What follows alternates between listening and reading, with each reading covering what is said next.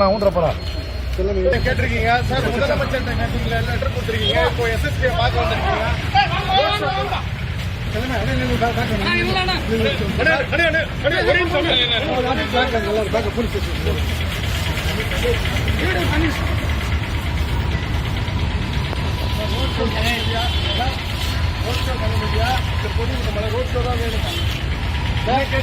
பதில் சொல்லுங்க.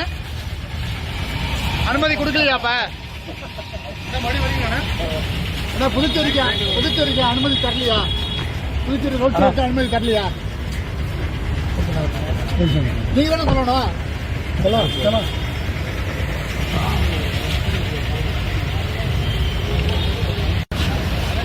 ஆனா தங்களுடைய சொந்த மாநிலத்தை அனுமதி கிடைக்காம இருக்கா? இன்னைக்கு வரீங்களா? இல்ல